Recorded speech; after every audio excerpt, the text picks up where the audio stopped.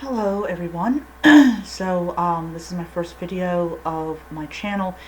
Um, I am going to say that all of my videos are going to be private because I kind of want to wait a time before I actually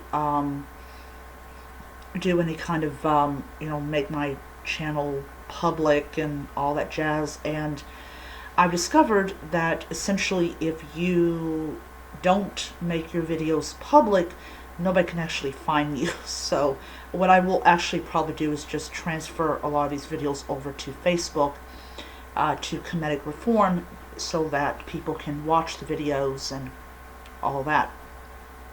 So one of the purposes of the channel is to help Kemetics, which is why it's going to be on Kemetic Reform, to better understand Kemeticism and to kind of know the difference between Kemeticism and a lot of your others so-called ethnic religions. That is just and I've got an opinion about ethnic religions, and I'm really happy to see that the one I think is in the Ukraine, they've purged most of the unsavory aspects of what drives people away from their religion out. It's been a very long road for them, and I'm really happy to see that they came to the conclusion very early on that these elements were not something that their ancestors most likely didn't believe in. So that's always good. So when we talk, so I'm going to just do a couple of definitions in this video so that people know. So you have so what exactly is Kemeticism? Well, Kemeticism is a neo-pagan religion that venerates and honors deities known as the Neter. And these are deities like Aset, Osir, Set, Bast, Sekhmet, Amun, Mut, deities like that. And every deity, there was, Amun and Mut became the chief deities towards, I think, like towards the end of the Middle Kingdom, going into the New Kingdom. Osiris and Aset and Osir were have always been important deities. And then you have like Amun Ra, which is a composite of Amun and Ra as a single deity. There is Kemetic Reconstructionism, there is Kemetic Reform, Kemetic Revivalism. You have people that practice a blending of Greco-Egyptian. There's people that practice Tamarind Wicca, which is essentially the practice of Wicca with focusing on the Kemetic gods and goddesses. And then there's some Kemetics out there that just prefer to use the Greek name for the gods, like Osiris and Isis, no, not the terrorist group, Horus and Set and Sekhmet and all those lovely deities. So there is no right way or wrong way to practice Kemeticism, depending on what kind of Kemeticism that you're practicing. If you're practicing Tamarind Wicca, it would definitely be more towards the eclectic side of it, which is really cool. I actually have a book called, I'll show the books off. I'm going to do a book video. One of the things that people have to be aware of when they're getting into Reconstructionism is the myth of ethnic religion. In other words, my religion is special, your religion is not. So there is this Congress of Ethnic Religions, and it's mainly a European creation. And it perpetrates this myth that you're practicing an ethnic religion. The why it's a myth is a lot of the stuff that we know about the um, the Greeks and the Romans and the Egyptians, and there's some indication, there's some theory out there that the Celts did write some stuff down, but that St. Patrick destroyed it, which, if that's true, St. Patrick was a very bad man.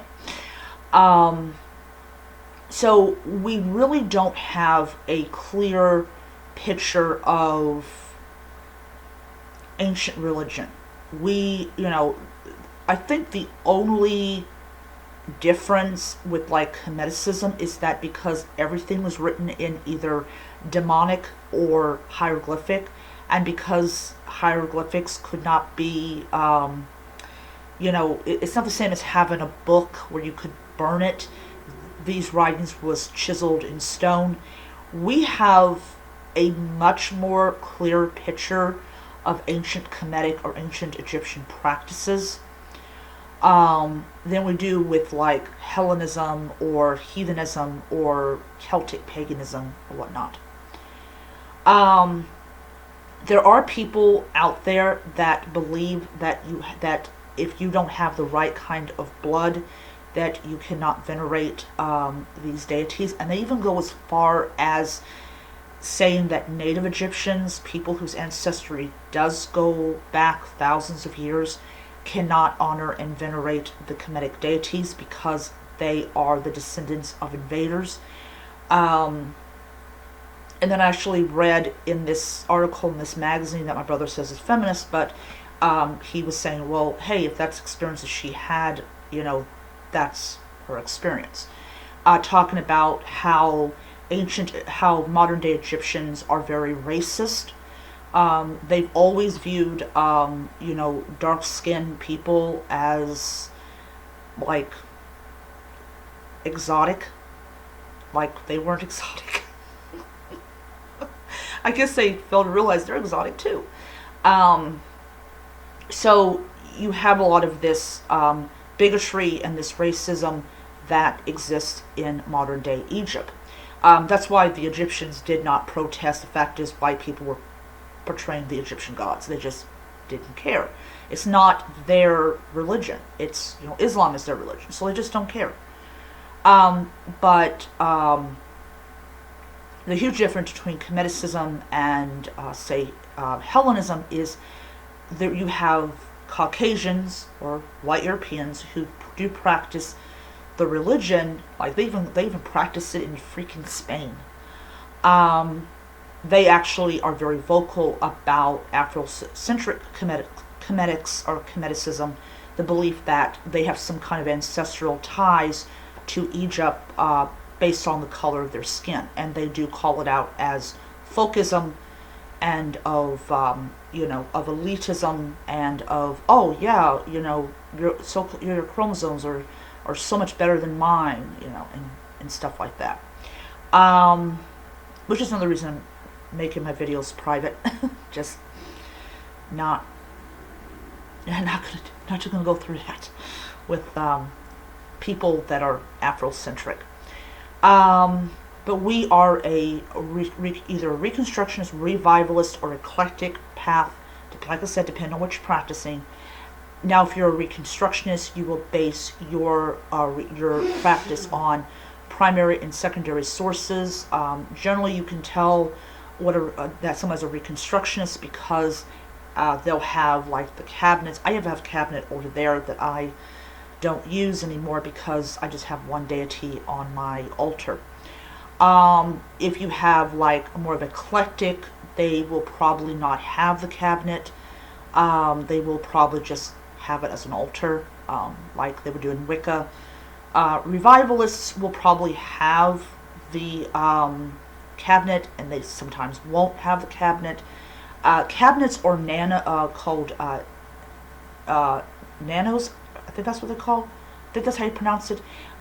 They were dedicated to one particular deity, so if I had a little cabinet to Sekhmet, then Sekhmet would be the only deity that would be on my altar. Of course, some people have big nanos where they have multiple deities and all that.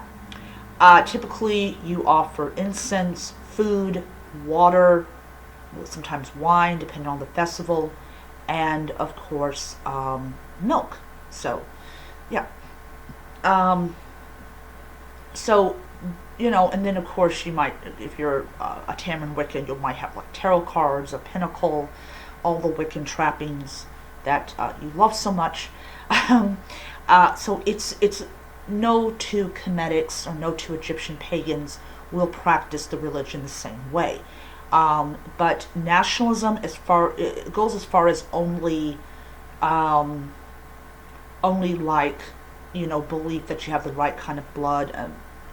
But I wouldn't say it's nationalism. I would say more like folkish practice than nationalism. But I will be doing a video on nationalism and folkism in modern day paganism in the next video, and all that jazz. So I hope you guys enjoyed the video. My purpose of my videos are going to be educational. There are going to be some hot button topics and everything. But I hope that you will enjoy it and everything. So until next time, Shinap Day.